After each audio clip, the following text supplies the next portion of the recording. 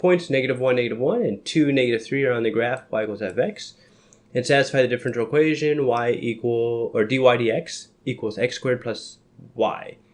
Which of the following must be true? Okay, so the idea here is you're giving some sort of mystery equation. They don't actually tell us what f of x is. And when you take the derivative, it's set equal to 0, you're going to get maximums and minimums. So we have,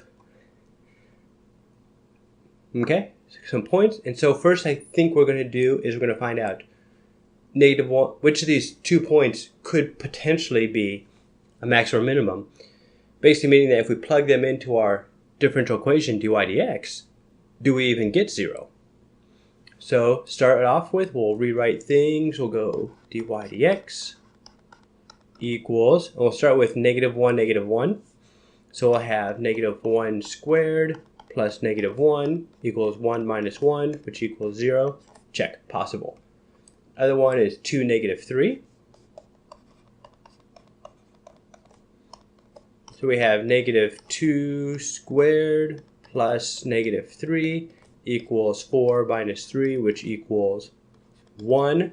Therefore, not possible, because it can't be a maximum or minimum because it doesn't have a 0 slope.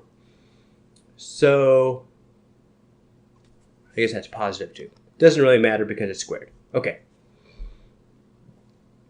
So now we know that -1 is a possible maximum or minimum.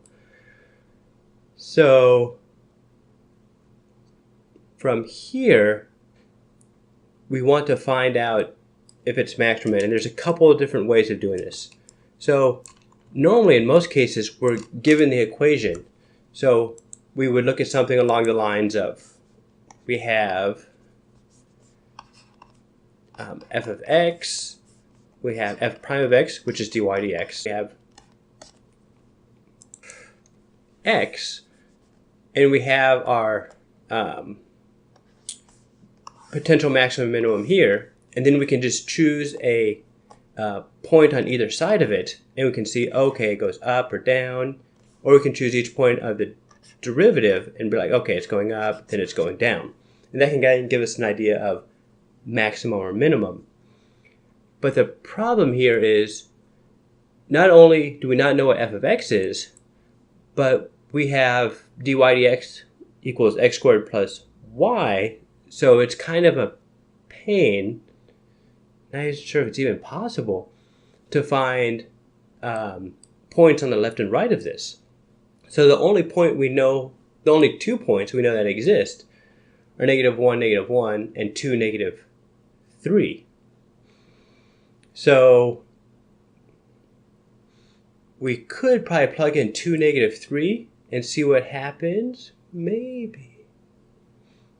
But even then, we're not entirely sure. Because, so if we plug in 2, -3 here, we got the value of +1. So that would tell us then that it's going up. We have a positive value at 2, -3. I'm going to approach this a different way.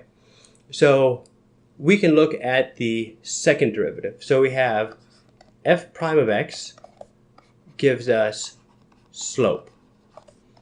F double prime of x gives us concavity. And the way I think of concavity is holds water or doesn't hold water.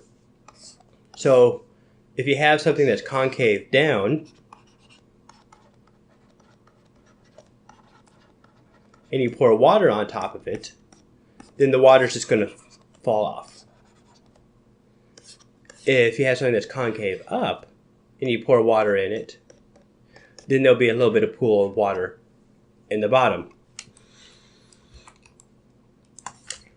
And so that gives you curves up, curves down, basically. So if we find the second derivative of our equation, so we have dy dx equals, I'll say f prime of x, which is x squared plus y. Make sure that's right real quick, not Yep, it is. And so if we find the second derivative, f double prime of x, we would have 2x plus the derivative of y with respect to x. And this is kind of unusual because we have both x and y on the same side. We're not really used to working with that, but that's okay. Well, we know what dy dx is. It's right up here. So we could say 2x plus x squared plus y. And we're trying to figure out if -1 is a maximum or a minimum, or neither. And so if we plug in f double prime of -1, -1, I guess I should have a y in there too. I should. Okay, we'd have 2 times -1 plus 1 plus -1, which would be -2 plus 1 minus 1, which equals -2.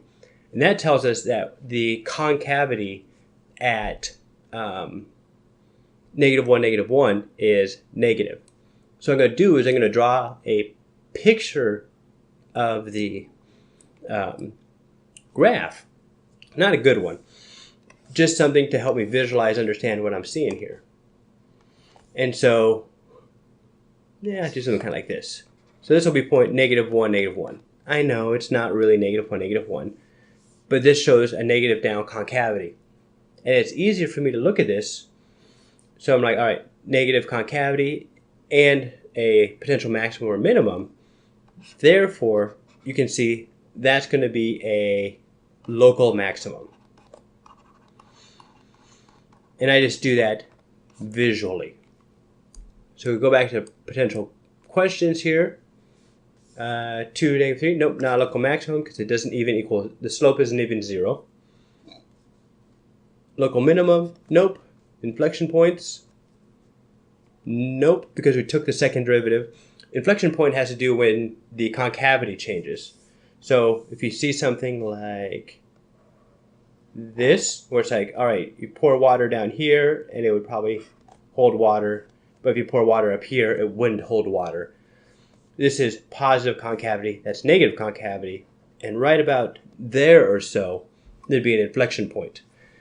And that's basically where the concavity changes. You'll see this every now and then in chemistry with like titrations, but that's the idea here. That's not what we're talking about. So the second derivative, which we found, does not equal 0 at -1, -1.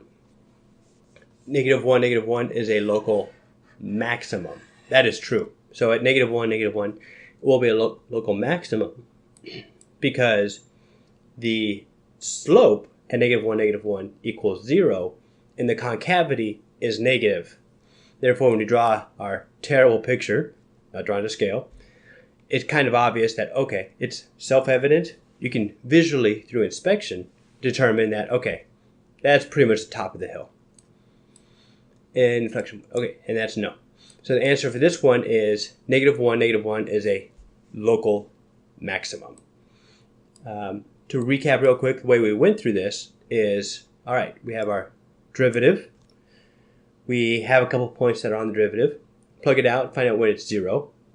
And then we find the concavity to help determine if it's a local max or a local min.